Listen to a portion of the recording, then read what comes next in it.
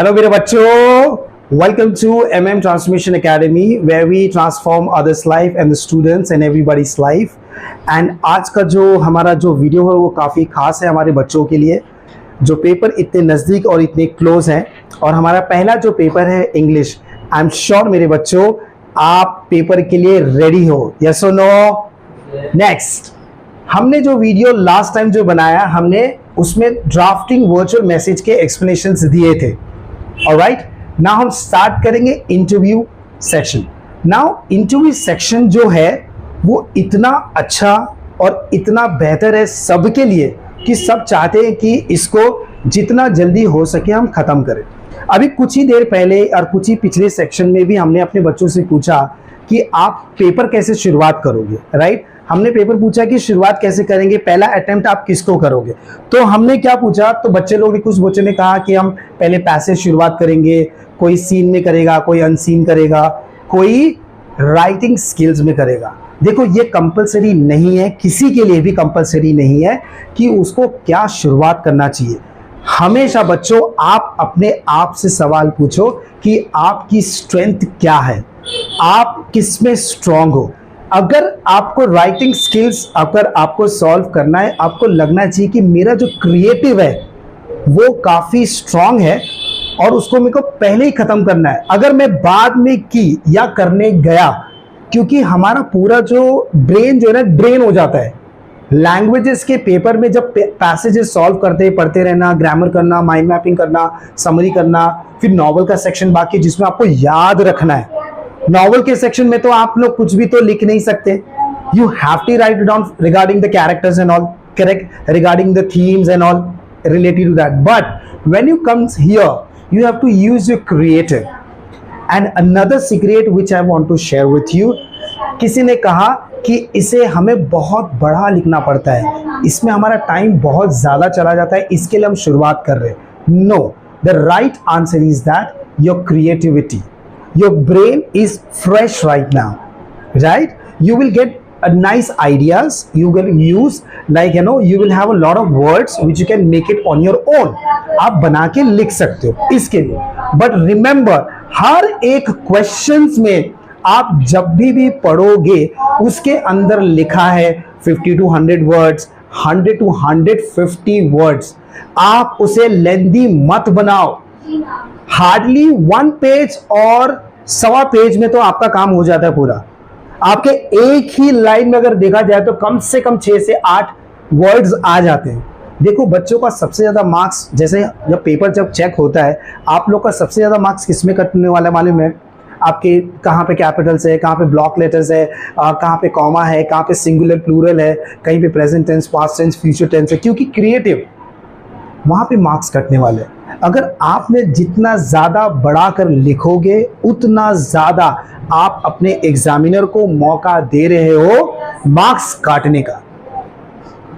Crisp, short, simple, easy language में लिखो। आपके जो वोकैबुलरी है वो काफी सिंपल होना चाहिए। वैसे भी हमारे जो वोकैबुलरी काफी सिंपल ही होते हैं, इतने डिफिकल्ट जार्गन्स और कॉम्प्लेक्स नहीं होता है। ऑलराइट, तो आपको एकदम सिंपल लैंग्वेज में लिखना है। एक थोड़ा सा slight revision, drafting virtual message. ये वर्चुअल मैसेज ये होता है, ये रियल नहीं है। ये क्या है? रियल नहीं है। ये दो लोगों के बीच में बात होता है जो दो लोग आमने सामने नहीं होते। ये 2 के साथ भी हो सकता है, 3 के साथ भी हो सकता है, 4 के साथ भी हो सकता है। लास्ट वाले वीडियोस में हमने बात किए थे कि जो उनकी जो डॉटर है वो कॉलेज जा रही थी, कॉलेज जाते उसका बस मिस हो जाता है तो उसको मैसेज देना होता है, उसको बाइक लेना होता है, तो अपने डैडी को मैसेज डालती क्योंकि एक्सरसाइज के लिए गए हैं, वॉक के लिए गए, तो उनका स्कूटी या बाइक लेके जा रही है। तो she dropped message, say sorry and safe and all एसएसएस ब्ला ब्ला ब्ला ब्ला, वो उसके अंदर डाला है। आप वो वीडियो देख सकते हो, जो इसके साथ कनेक्ट करूँ या मैं अलग भी डाल सकता हूँ। एक हमने ये भी शेयर किया था आपके साथ, अगर एक हस्बैंड वाइफ है और डॉक्टर और असिस्टेंट से कैसे बात होता है, तो मेन जिससे बात होनी रहती है वो दोनों आपस में नहीं बात करते, किसी और से बात होता है। So that means the real conversation, what should happen and supposed to happen, it's not happening actually. So that's why it's called virtual, which is not real. All right, you got it? Now the best one is that interview. Now interview, ये आपका target होना not more than 5 minutes, not more than 5 minutes। 5 minute से ज्यादा बच्चों अपना time मत दो। Keep your watch ready। Okay, take your extra pens, आपके वर्ड सामने होने चाहिए। हर एक वर्ड जैसे सेंटेंस खत्म हो रहा है आप टाइम ध्यान दो कि ये 5 मिनट के ऊपर एक्सटेंशन नहीं होना चाहिए, अगर और गया तो 1 मिनट और। मेरा ये भी वीडियो मैंने बना के रखा कि सेशंस, हर एक क्वेश्चन का सेशंस को आपको कितना टाइम देना है, सेक्शन वाइज को लेकर, ये भी आप देख सकते हैं। अब इंटरव्यू में इतना सिंपल है, अभी हमने कितना 2024 का क्वेश्चंस निकाला है और उस 24 में आपको ऐसा दिया है, simple name of the interview का दिया है, reputations, date, venue, time, duration in interview, ये दिया है। आपको दिया है कि नहीं दिया उसके अंदर, देख लो बच्चों एक बार। 2024 का ये इसलिए दिया है कि हर कोई रेफर कर सकता है और मैं इस बुक को रेफर कर रहा हूं बच्चों, आप भी इसे रेफर कर सकते हैं। ये बहुत ही अच्छा बुक है जिसमें सारा का सारा पोर्शन आपका कंप्लीट हो सकता है। साइंस के लिए कुछ बच्चे उत्तम को रेफर करते हैं, कुछ टारगेट पब्लिकेशंस भी है, सबका अपना अपना है, कोई नवनीत को भी रेफर करता है, अपने अपने सब में ऑलमोस्ट सेम ही रहता है। अभी इंटरव्यू क्वेश्चंस में अगर आप देखोगे, उसमें पहला दिया है नेम ऑफ द इंटरव्यू। अभी इंटरव्यू में कौन होता है कि कौन आ रहा है इंटरव्यू में, क्या वो स्पोर्ट्स स्टार है या सेलिब्रिटीज है, यस और नो, उसमें रहेगा क्वेश्चंस, दे क्वेश्चंस। एंड उसमें फिर बाद में टोटल 8 क्वेश्चंस बनाए हैं, कितने, 8। अभी इसमें कैसे दिए हैं आप क्वेश्चंस में देखोगे, कितने सिंपल वे में आपको सॉल्व करके दिया है, वहां पे बहुत ही इजी मेथड में दिया है।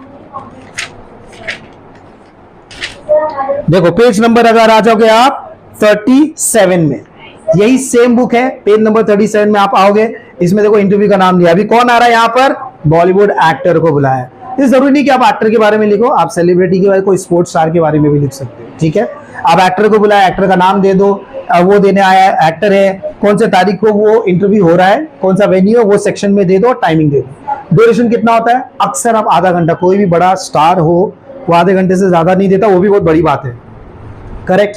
नेक्स्ट, अब आ गया सवाल है WH, क्या है WH। उसके अंदर क्वेश्चंस में ही आपको दिया है मोटिवेशन, वर्ड एक ही है, वर्ड एक ही है, आपको सिर्फ सवाल बनाना है। अभी फॉर एग्जांपल मुझे कोई पूछ ले like you know what has motivated you to by leaving the HR coming into education sector, वो सवाल था, बाकी जवाब नहीं लिखना है आपको, क्या लिखना है, सवाल, WH। अंडरस्टूड एवरीबॉडी, आप इसको लिख भी सकते हो। नेक्स्ट, इसमें सवाल ये दिया गया है इनिशियल प्रिपरेशंस। इनिशियल प्रिपरेशंस क्या होता है, आप इसमें डालो। ओके, चैलेंजेस तो बहुत आए होंगे जब आपने इनिशियल शुरुआत जब की थी, how you have started your initial preparations, whether it was challenging और struggle, that's it, like this, correct, simple. एक लाइन, ज्यादा वर्ड्स मत डालो, जितना छोटा सवाल बना सकते हो। देखो बातचीत किसको करना है, सामने वाले, हमको तो खाली इंटरव्यू क्वेश्चन बनाने, सही है ना। नेक्स्ट सवाल है सपोर्ट। अभी सपोर्ट में क्या सवाल आएगा, कुछ जवाब आप भी दे दो, कुछ जवाब आप भी दे दो, कुछ कमेंट्स में डाल दो। सपोर्ट, सपोर्ट, सवाल बनाओ, खाली एक ही बनाया, आपको सवाल बनाना है। डिड यू फैमिली सपोर्ट, अच्छा, did you get your family support, answer wrong नहीं है, और सोचो, एनी मोर क्वेश्चंस, हाँ, no. Support is important because क्या होता है, जब आप पैशन की तरफ जाते हो आपको अक्सर सपोर्ट नहीं मिलता, लोग आपको टेस्ट करते, लोग आपको जज करते। तो did anybody support you from your family, did anybody support from your friends, how did you get the support from your friend circle, these are the questions, right. Next question क्या है, इसमें दिया है ideals, gurus and teachers.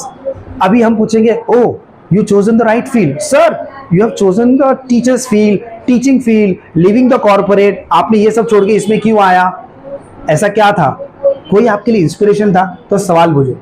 who was the most motivated person who has you know the most mentored, most coached you, or because of that coach you have entered this field, who was that you know that main person, mentor, आपको जरूर पूछेगा जिसकी वजह से आप इस field पे आए। तो मेरा भी कोई ना कोई मेंटोर है जिसकी वजह से हमने ये फील्ड को चुना, आप अपने से लिखो। तो वो सिद्धार्थ कपूर से सवाल पूछ रहा है, why he wanted to become a supporter. Next another question is that first break, क्या था, अच्छा गुड क्वेश्चन, फर्स्ट ब्रेक। अभी सवाल ये है, सिद्धार्थ कपूर को पूछा है कि आपको पहला ब्रेक कब मिला, when did you get the first break, बस आपका जवाब यही था, इतना ही क्वेश्चन लिखना था छोटा। अब मुझे भी कुछ पूछ सकता है, sir it was so challenging, how did you get your first break. Okay, मेरे को जवाब नहीं पूछा सवाल, but I got a break because of my head H, because of my passion, I was very passionate I approach and मैंने उनको बोला कि मुझे इसमें ट्रेनिंग में जाना है, करना, आप चांस दीजिए, देखो मैं आपको करके दिखाता हूँ। पर आपको उसमें नहीं लिखना है, क्वेश्चन पेपर में, आंसर शीट में ऐसा सब कुछ नहीं लिखना है। आपको सिर्फ इतना ही लिखना है, how did you get your first break, when did you get your first break, ये सब क्वेश्चन ही है, रॉन्ग नहीं जाएगा। सही है, rest you can do it.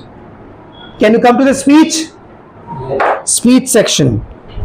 Speech section में क्वेश्चन क्या आया है? इमेजिन, क्वेश्चन क्या है, रिपीट करते हैं। Imagine you are preparing for an elocution competition and you wish to speak on topic green revolution. इसमें क्लीन लिखा है, draft a speech in about 150 words. कितना पेज जाएगा इसमें? हार्डली 1.5 पेज, उससे ज्यादा मत लिखना, 1.5 पेज। देखो, आपके मार्क्स की लिमिट है, आपके लिखने की लिमिट नहीं है। आपकी टाइम की कीमत है, आपकी टाइम की लिमिटेशन है कि नहीं? तो मार्क्स को और अपने समय को ध्यान में रख कर ही पेपर लिखना। यस और no? All are with me? Right now ये स्पीच है। अभी जब स्पीच, मैंने जब कभी स्पीच लिखने की कोशिश की, like for example, imagine yourself, you know, close your eyes and imagine yourself, you are standing on the stage. काफ़ी सारी पब्लिक है, फंक्शन है, कोई एनुअल फंक्शन है, कोई फंक्शन के सामने आपको स्टेज के सामने बुलाया है और आपको वहाँ पे स्पीच देना है और सामने सब लोग बैठे हैं, सामने सब लोग बैठे हैं, बड़े बड़े लोग गेस्ट आए होंगे, आपके पुराने, जिसको बोलते हैं एलुमनाई बोलते हैं, मालूम है, आपके एक्स स्टूडेंट जो बड़े बड़े ऑफिसेस में या बड़े बड़े कंपनी में बड़े नाम पे बन गए, वो भी आए हैं आपको मोटिवेट करने, उनके सामने स्पीच देना। प्रिंसिपल आ गए, पेरेंट्स आ गए, कोई चीफ गेस्ट आएगा, उनके सामने स्पीच देना। तो आपकी स्पीच कैसे होनी चाहिए?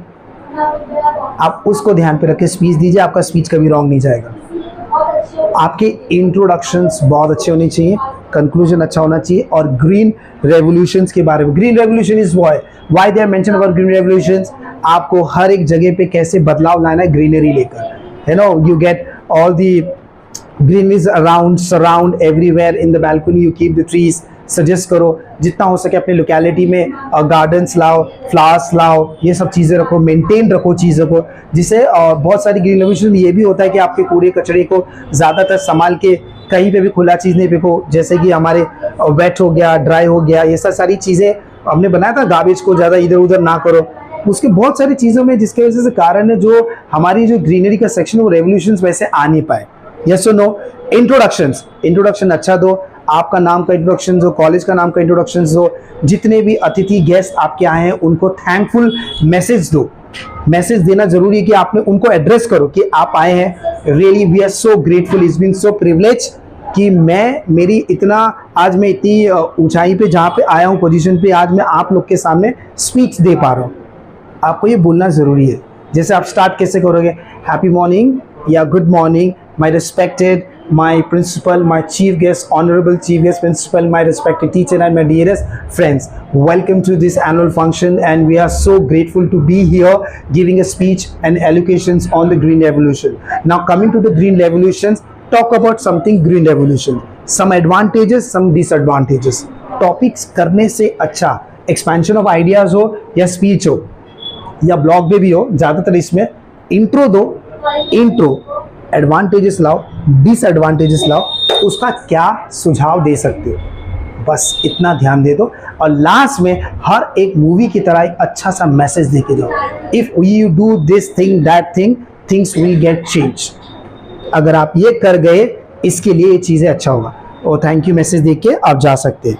अभी देखो इसमें सी का कैसे सॉल्व किया है, ये देखो इधर इसमें क्लीन लिखा है, सेम हमने क्या बोला था, गुड मॉर्निंग बोला था, इसमें लिखा था good evening to all present here, I welcome you all this cultural fest. इन्होंने क्या दिया है? Cultural fest. आप एनुअल फंक्शन लिखो, कौन सा डेट डाला, ये डाला, प्रेयर, लाइटनिंग, ये सब हुआ। प्रेयर क्यों, लाइटिंग क्यों? आपने प्रेयर्स किए, मतलब सब लोगों के प्रेयर्स किए, स्कूलों में फंक्शन में होता है। फिर बाद में जो चीफ गेस्ट ऑनरेबल, बहुत सारे फंक्शन में क्या होता है, हम उनको लाइटनिंग के लिए बुलाते हैं, वो जब दिया जलाते हैं ना उसके लिए, वो लाइटनिंग के लिए बुलाया, ये सब चीज़ आप ये। फिर इंट्रोडक्शन आया, let's acquainted to honourable chief, felicitation, ये सब किया, culture fest programme, speech on chief guest के बारे में भी 2 शब्द बोल दो, चीफ गेस्ट के बारे में भी 2 शब्द बोल दीजिए। फिर लास्ट में presidential address, I request our respected principal serve to deliver the presidential address and share his vision for the cultural vibrations of the college. आप क्या करोगे, फिर बाद में उस फेस्टिवल में प्रिंसिपल को भी कुछ बोलोगे, आगे का प्लान्स के बारे में थोड़ा कुछ अच्छी बात बताई, टीनेज को बताया, को एल्यूमिना में आया, जैसे कॉलेज के फेस्टिवल में सब बुलाते हैं ना लोगों को गेस्ट में, आप आगे जाके करोगे। एचएससी के बाद जब ग्रेड करोगे या नॉन एडेड कोर्सेज या एडेड कोर्सेज करोगे, वहाँ पे बहुत बड़े बड़े फेस्टिवल्स होते हैं, उस फेस्टिवल में आप ये सब चीज़ करते हो, यही चीज़ होता है, यही चीज़ होता है। फिर बाद में प्राइज डिस्ट्रीब्यूशन रखा और वोट ऑफ थैंक्स दे दो। अब कभी भी आप कोई कमेंट्री देखो, प्राइज डिस्ट्रीब्यूशन मतलब जो जीते, जो पार्टिसिपेट किए वो सब किए, और वोट ऑफ थैंक्स दो। वोट ऑफ थैंक्स क्यों? अभी हाँ, क्योंकि वोट ऑफ थैंक्स आप इसलिए देते हो क्योंकि उनके वजह से ही, उनके सपोर्ट की वजह से, कोई स्पॉन्सर्स होता है, उनके वजह से ये पूरा बड़ा शो और फेस्टिवल खड़ा हो पाया है। वो देखो, तभी जाके आपकी स्पीच पूरी खत्म होगी। ये ग्रीन लोकेशन है, ये कुछ पार्ट है, इसमें सेक्शन दिए, आप सेक्शन ले लो, उसके बीच में हो जाएगा, पर मेक श्योर ये ज़्यादा लेंदी ना हो। ज़्यादा लेंदी जाएगा तो आपका टाइम जाएगा। Can we jump to the new one? हमने नेक्स्ट क्या चुना है? Appeal writing. नेक्स्ट क्या चुना है आपने? Appeal writing. चुना है कि नहीं चुना है? मैंने चुना है। मेरे को ये सिंपल भी लगता है, आसान भी लगता है, और इसमें टाइम कंज्यूमिंग ज़्यादा नहीं है, टाइम कंज्यूमिंग ज़्यादा नहीं। इसका जो क्वेश्चन है अपील राइटिंग का, आप देखो, ये है पेज नंबर 1818। मिला आपको 1818 में? देखो, अभी इसमें आपको अपील करना है। यहां पे जो दिया गया है, traffic rules for safety measures. क्या है? Traffic rules for safety measures. ये सब लेटर लिखने वाले कौन होंगे वाले हैं? मेजरली एक्टिविस्ट होते हैं, सोशलिस्ट होते हैं, या एरिया के सीनियर सिटीजन्स होते हैं। यंगस्टर्स को नहीं पढ़िए कुछ, राइट? अपील करना। अपील क्यों करते हो आप? कहीं पे आपके लोकेलिटी में कोई प्रॉब्लम है, कोई इश्यू है, आप उसे अपील कर रहे हो। क्या कर रहे हो? अपील करो। अपील करके आपको बताना है कि यहाँ पे ये सारी इश्यूज है, इस प्रॉब्लम को सॉल्व किया जाए। और आप लेटर्स कोई म्यूनसिपल कॉर्पोरेशंस को लिखते हो, कोई गवर्नमेंट एक अच्छे हाई लेवल वाले को लिखते हो, जहाँ से आपका काम बने। कभी कभी अपील ब्लड डोनेशंस के लिए आता है, कभी कभी अपील आपके आई डोनेशंस के लिए आता है, किडनी के लिए आता है, ये सब मतलब किसी कहाँ के रिक्वायरमेंट। अपील करो जहाँ पे जरूरत है। इसमें ट्रैफिक रूल, क्योंकि ट्रैफिक्स बहुत जगह मेजर इश्यूज और कंसर्न है कि नहीं? और वो ट्रैफिक की वजह से बहुत सारे लोगों का एक्सीडेंट होना, बहुत सारे को फाइन लगना, बहुत सारी चीज़ें वहाँ पे अपने एरिया में गलती हो रहा है। उस चीज़ को सुधारने के लिए हमें क्या करते हैं? अपील करते हैं। और इसमें अपील लिखा कैसे? ज़्यादातर आंसर आपके क्वेश्चंस में ही रहेगा। ज़्यादातर आपका आंसर आपके क्वेश्चंस में ही रहता है। एक क्वेश्चन में क्या लिखा है? Ignorance and lack of knowledge and information. मतलब लोग ट्रैफिक रूल्स को इग्नोर कर रहे हैं, रूल्स को फॉलो नहीं कर रहे हैं, या उन्हें चीज़ों को पता नहीं है। तो सरकार को क्या करना चाहिए? सेल्फ या सोशल अवेयरनेस, और ट्रैफिक के बारे में कुछ अवेयरनेस करो, कुछ ऐसे रैली निकालो, ऐसा कुछ करो जो यंगस्टर्स को पता चले, हर किसी को पता चले जो सिग्नल को जंप करते हैं। नेक्स्ट क्या है? पर्पस, नीड और ओबेंस। मतलब आप क्यों गाड़ी चला रहे हैं, पर्पस क्या है चलाने का, और रूल्स को फॉलो करो। इसमें पॉइंट्स दिया है, ये पॉइंट से ही आप बना सकते हो। फिर क्या दिया? Avoid accidents and need of society. आपको एक्सीडेंट को क्या करना पड़ेगा? अवॉइड करना, बचाना पड़ेगा। रैश ड्राइविंग ना करो, सिग्नल को तोड़ के मत भागो। जब तक तुम सिग्नल को यहाँ तोड़ के जा रहे हो, कोई यहाँ आ गया। Avoid accident and need of society. देखो, कभी भी ऐसा होता है सोसाइटी के अंदर जितना हो सके सेफ रहो। बहुत सारी बड़ी बड़ी सोसाइटी में भी रखते, मालूम है? आप अच्छी अच्छी सोसाइटी में जाओ, ज़्यादा से ज़्यादा स्पीड ब्रेकर डाला हुआ है, क्योंकि वहाँ पे ज़्यादा तेज़ में गाड़ी ना चलाए, जिसकी वजह से आपकी सेफ्टी बनी रहेगी। सेफ्टी हमेशा आपके लिए बना रहेगा। नेक्स्ट क्या है? डिसिप्लिन। सबसे इंपॉर्टेंट है। यंगस्टर्स में डिसिप्लिन लाना जरूरी है कि नहीं? लाना है कि नहीं लाना है? तो हर एक चीज़ में, हर एक सेक्शन में आपको डिसिप्लिन लाना है। पेपर लिखने में डिसिप्लिन, पढ़ाई करने में डिसिप्लिन, डिसीजन लेने में डिसिप्लिन, ड्राइव करने में डिसिप्लिन। अब इसके अंदर एक चीज़ क्रिएटिव है जो आपको बनाना पड़ता है, जैसे ना ड्राइव सेफ, लाइफ सेफ। खुद ही बनाओ, ऐसे बनाना पड़ता है, ऐसा रहता, ऐसे ही आता है। मतलब मालूम है, इफ यू अभी देखो, अभी ब्लड डोनेशन आया, डोनेट ब्लड डोनेट लाइफ। इसमें आंसर दिया है ड्राइव स्मार्ट। हम लोग ने क्या बताया था?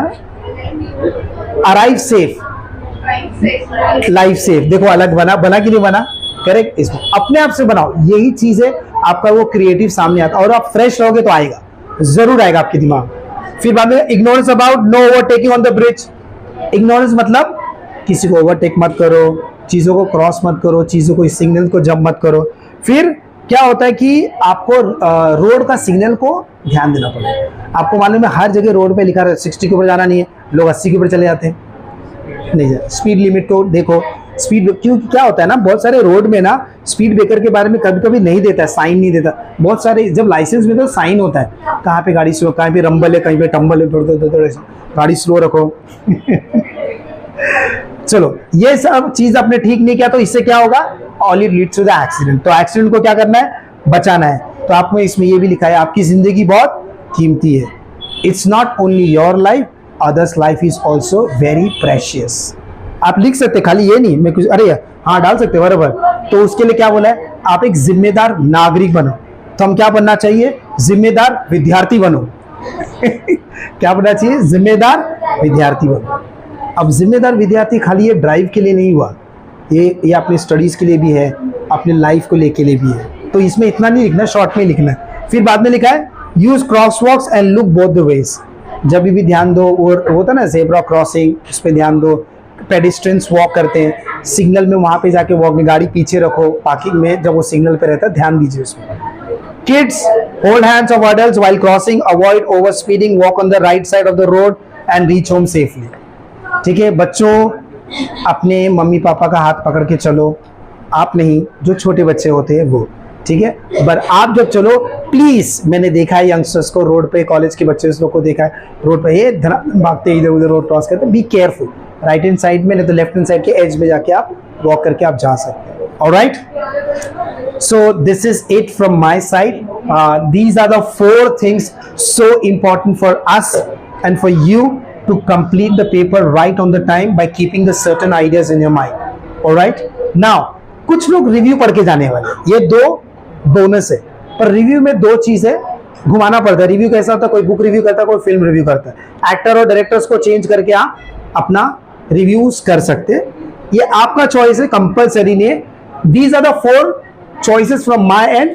मैंने कंसिडर इसको किया कि सबसे कम टाइम इसको ले, थोड़ा टाइम मेरा स्पीच में जाने वाला, बच्चा आपकी भी जाने वाले। बाकी इसमें देखो रिव्यू भी थोड़ा सा बड़ा होता है कंपेयर टू अपील, पर पता होना चाहिए ब्लॉग लेंदी है। अब ब्लॉग देखो भाई, ऐसा चीज है बड़े बच्चों, मुझे मालूम है ऐसे कितने बच्चे इसमें होंगे जो ब्लॉग्स बनाते होंगे, तो एक्सपीरियंस ऑलरेडी आ गया है। जो टॉपिक जो दिया उसके ऊपर अपना एक्सपीरियंस शेयर करो। ब्लॉग्स बनने का मेन कारण क्या है, आपकी क्लैरिटी, आपकी मेंटालिटी, आप अपने एक्सपीरियंस से, अपने तजुर्बे से, अपने प्रॉब्लम से, अपने स्ट्रगल से, जैसे आप उठे हो, आप चाहते हो कि मेरे भी जो व्यूअर्स है, ऑडियंस है, आप जैसे लोग हैं कि मेरा जैसा प्रॉब्लम शायद आपको भी हो, मैं मैसेज आपको देना चाहता हूं बिना चेहरा दिखाए। तो वो एक्सपीरियंस आप ब्लॉग के साथ शेयर कर सकते हैं, और ट्रस्ट में आपको ग्रो होने से कोई नहीं रोक सकता। ठीक है, दो if it is boring, do it consistently, it will work for you, it will work for sure. ठीक है, एक और डाउट था बच्चों, before I and this video, बच्चों ने ये कहा कि पोएम के सेक्शंस में हमारे पास एक 2 मार्क्स के लिए पोएम को कंपोज करने के लिए आता है। अब ये चीजें मैं बताना चाहूंगा, मेरे बच्चों को पता है कि नहीं पता है, अप्रिसिएशन और पोएम का जो पैसेज है ये 2 अलग आएंगे, वो सेम नहीं होगा। तो आपका अप्रिसिएशन पढ़ा हुआ वेस्ट नहीं होगा। अगर आपने 8 पूरे के पूरे अप्रिसिएशन पढ़े, एटलीस्ट 2 लेने के चांसेस है। जो कंपोज करने की कोशिश कर रहे हो ना आप, ये अप्रिसिएशन से ही उठाओ। उसमें बताया कि ब्यूटी है, तो ब्यूटी का ये क्या बोलना चाहता है, अरे देखना है तो मतलब कैसे देखते हैं ना अपनी अंदर की ब्यूटी को हम लोग, कैसे ना, हम बाहर की चीजों को मत देखो, अपनी अंदर की चीजों को देखो, अपने कर्म से उसका अप्रिसिएशन पढ़ो, आंसर मिलेगा आपको। थोड़ा लाइनिंग, अच्छा लाइनिंग बनाया, फेस, ग्रेस, लाइक्स, आइज, आप बना सकते हो। कंपोज करने का मतलब क्या, अरे हसलर 4 देखे हो कि नहीं बच्चों, अरे कितने हसलर जो रैपर्स बन गए हैं, अरे उनके भी राइमिंग्स हैं। कंपोज करना क्या, वो भी अपने गाने लिखते हैं। आप पोएम में लिखो, जब आपको अप्रिसिएशन पता है, वो 4 लाइन ऐसे करो कि वो लाइन बन जाए। ठीक है, अभी जैसे बोला gentle smile on her face, okay, आप जेंटल करके डालो ना, the beautiful smile on her face. ठीक है, the helping hand that has grace, okay, the helping nature, change किया, the helping nature that comes with the grace. आप change करो, ऐसी पोएम्स में देखो, कंपोज मतलब क्या होता है, सिंगर कंपोज कैसे करते हैं, आप कोई भी गाने को उठाओ, सिंगिंग को उठाओ, सब में राइमिंग ही है, आप देखिए तो वही होता है कंपोज। You got it? थोड़ा इसमें ट्रिक है, तो थोड़ा सा राइमिंग बनाना होगा। देखो, in each heart beauty lies, मतलब सबके दिलों में मतलब ब्यूटी लाइज करना, आप बोलो ना ईच माइंड, तो each mind and the beauty है ना लाइज, ऐसे डालो, आप चेंज करो शब्दों को, आप कर सकते हैं। अब ये कंपोज करने से पहले एक सीक्रेट है, जैसे ये एक वाला हुआ ना, ऐसी 4 का कर दो, 4 ऑटोमेटिकली आएगा। आपको कदम सिर्फ उठाना है 2, 4 ऑटोमेटिकली जाएंगे। आप करके देखिए, 4 कंपोज, छोटा तो है 4 लाइन का, उन्होंने बनाया कैसे राइमिंग। फिर इसमें लिखा one must see it with the eyes, क्या है, कभी कभी अपनी आंखों से, अपने आउटर ब्यूटी से चीजों को पहचान, नहीं पहचानोगे व्यर्थ होगा और वो चीजें वेस्ट होगी। Alright, anything else guys? So this is it from my and and I hope you will do the best and make sure keep an I on your watch and keep your what we call your brain, your eyes completely open. Eat your food properly, go with the fresh mind, everything will happen nicely with you for sure. Second thing, एक चीज और मुझे बोलना है आप लोगों से, passage के बारे में बोलना है। पैसेज के बारे में अभी हमारे विद्यार्थी से, हमारे स्टूडेंट, हमारे फ्रेंड्स से पूछा, बच्चों से, पैसेज का सीक्रेट है, अगर आपका पैसेज बड़ा है, सबको पता है कि पैसेज 2 बार तो पढ़ो स्टोरी को समझने के लिए, अगर आपका पैसेज बड़ा है, please read the question first. आपको पहले प्रश्न को पढ़ना होगा पूरा का पूरा, क्योंकि जैसे जैसे पैसेज पढ़ो आपको आंसर मिलता रहेगा। तो 2 बार पढ़ लो, छोटे पैसेज को 2 बार पढ़ ही लो, इतना तो कर ही सकते हो ना, है कि नहीं। अब और अच्छी बात है, आपके ग्रामर में भी तो ऑप्शंस आ रहे हैं, ग्रामर में भी ऑप्शंस आ रहे हैं, पक्का 4 में से कोई एक सेलेक्ट करना होगा। Mind mapping, mind mapping, map करो कितना दूर तक आपका माइंड जा सकता है एक एक पर्टिकुलर टॉपिक के लिए। स्पोर्ट्स हो, पिकनिक हो, टाइम मैनेजमेंट हो, फ्यूचर हो, करियर हो, सब में आया है। आप ओपन करके देखिए, 21 को देखो, 9th को देखो, कम से कम 5-6 देखो तो आपको आइडिया आ ही जाएगा। Expand your thoughts and you will be right there. Okay, branches की तरह है ना, ब्रांचेस की तरह निकालो, बॉक्सेस बनाओ, बॉक्सेस बनाओ, 1 से 2, 2 से 4, 4 से 8, ऐसा करते हो। पर ज्यादा लंबा जाएगा तो ठीक नहीं, छोटे से करके आपको 1 से 2 और 2 से 4 क्या इनफ, इतने में, या 2 से 3 भी क्या इनफ, इतना काफी है। ठीक है बच्चों, सब बढ़िया है ना? Good, nice, don't worry, all will be fine with you. Okay, so if any more thing is there, please put that in the comment, I will explain it more. Okay, I will clear the doubts also. So I will say thank you so much for listening and watching and being so patient, because in today's time, patience is the most difficult task, Herculean task for everybody, for all teenagers. And I would suggest please learn to be patient, and your preparations will be on task. All right. Thank you so much for watching this. I will come back soon with another topic. MMTA Henna.